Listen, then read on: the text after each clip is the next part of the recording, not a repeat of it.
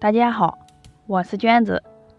昨天晚上我们这儿下雪了，天气很冷。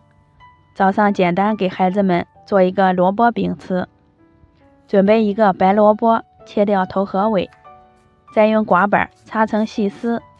这里也可以选择绿萝卜。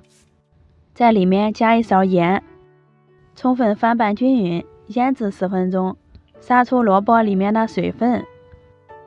这里是150克猪肉，先切成小块，再剁成肉泥，装入小碗里。在里面放入葱花、姜末，倒点生抽，炒一个方向，给肉馅搅拌均匀，腌上几分钟，使肉馅更好的入味儿。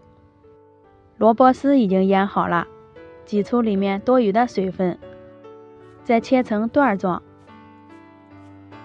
这是我焯过水的西兰花，给它剁得碎一点，和萝卜丝装一个盆里，腌好的肉馅倒进去，加一点盐、白胡椒粉，再给食材混合均匀。接着荤次加入红薯淀粉约60克，每加一次都要充分搅拌。红薯淀粉能增加小饼的口感，吃起来更筋道。直接抓一把馅料给它团圆，比鸡蛋黄大一些就行。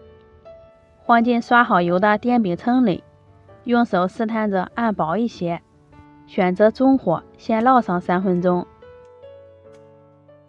饼子变色以后，托起来换下面，将另一面也煎一下。当饼的边缘变成晶莹剔透的状态，小饼基本就熟透了。两面煎的焦黄，就可以出锅装盘喽。咱们的萝卜丝饼就做好啦，里面有蔬菜，还有肉丁，吃起来特别的鲜香美味。加入了红薯粉，口感更加筋道。早上再搭配一碗小米粥，真的挺不错哟。做法也没有难度，喜欢的朋友可以试一下。我们下期再见。